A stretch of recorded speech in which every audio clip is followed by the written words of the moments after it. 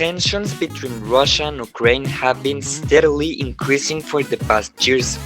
With movement of troops along the border and not clear intentions from Russia, the threat of a war is as real as it can get. But why and how did all of this begin? Let's see.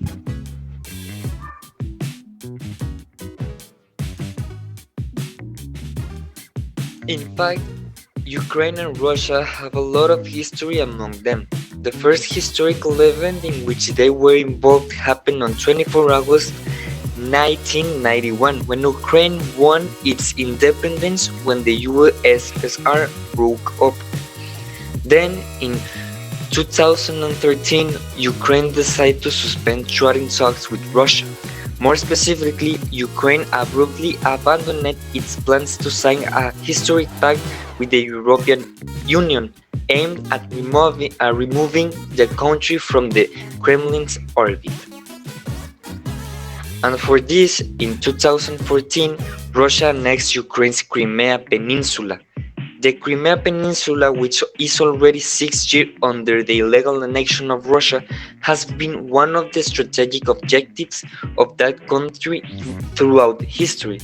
The Crimea Tatars are a community of Turkic origin who have lived in this region historically and who have also been subject to Russian oppression in all periods of history.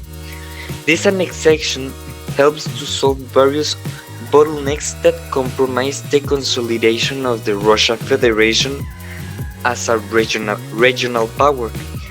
The decision to annex Crimea to the Russian Federation is consistent with some official documents that seek to respond to the Russian demographic crisis. The scenario that could stop further Russian territory expansion are analyzed. Ukraine accused Russia of sending its troops to the rebels. Russia denied that, justifying that all the Russians who joined the separatists were volunteers. And because all of this, Kiev reports more than 14,000 people that have died in the fighting that devastated Donbas, the Ukraine's eastern industrial heartland.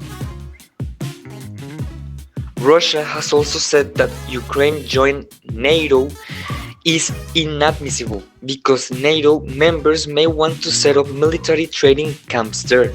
Russia does not want Ukraine in NATO and has said as much in its list of security demands which were sent of the US last December. For example, these demands include a halt to any NATO drills near Russian borders.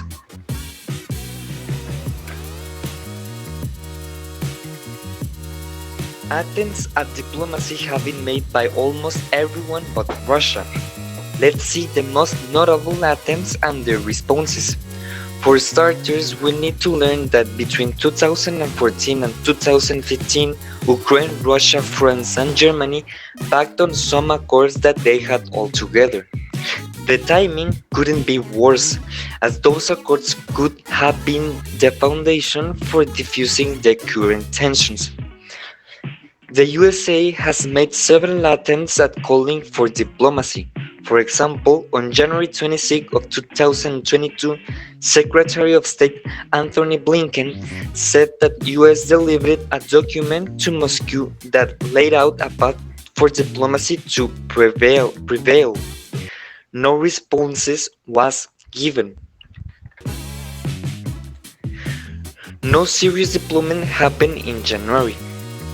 Then, in the first week of February, intelligence agencies said that had leads that indicated Russia would attack on the 16th of the same month. At the moment, this video is being made that is yet to be seen. The latest update on the whole conflict is that Ukraine seeks a meeting with Russia. The motive is to discuss the steady build-up of troops along the Ukraine border. They made this request through the OSCE, the Organization for Security and Cooperation in Europe. Under the Vienna document, Russia has to respond if Russia is serious about the OSCE. It needs to give an answer. It is important to know that throughout all of this, Russia has always denied that the movement of troops is to invade Ukraine. The problem is they still haven't given an explanation. What have allies or other countries said? Many countries have decided to join sides in this problem. This is what they have said about it. Germany said that they were going to support Ukraine with medical supplies, but they will not send military equipment. They prefer this problem to be solved in a diplomatic way. The UK said they will be providing Ukraine with anti-tank weapons and armored vehicles. Recently, UK's Prime Minister fears of European security and held a virtual meeting with US, Italy, Poland, Romania, France, Germany, the European Council, the European Commission, and NATO to discuss the situation.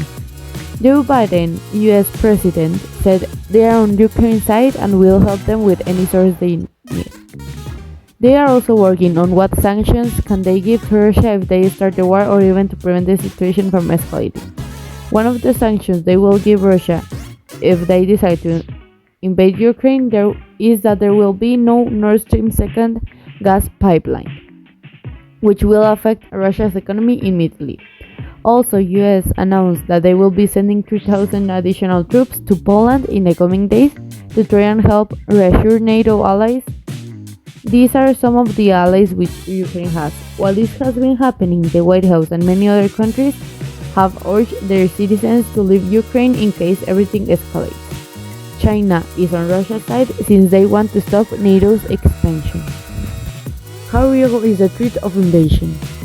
Putin is definitely as serious as he could be. That's what Hanna Shelest said, a leading Ukrainian security expert, told an Atlantic Council webinar on Thursday.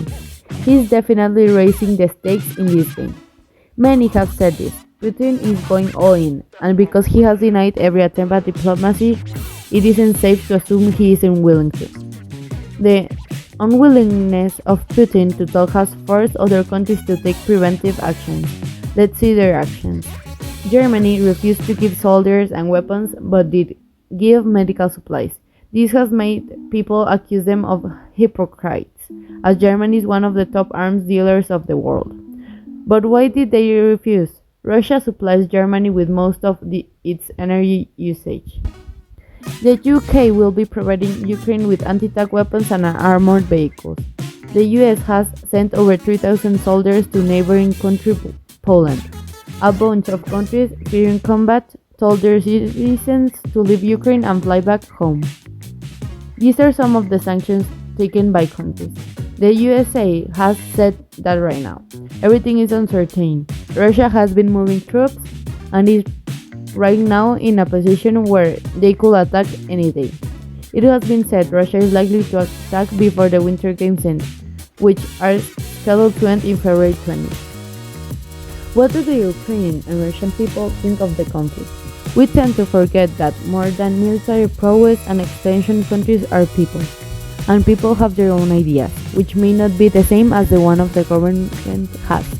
As ironic as it may seem, in this section we will see what do the Russian and Ukrainian people think of the conflict unraveling their lives.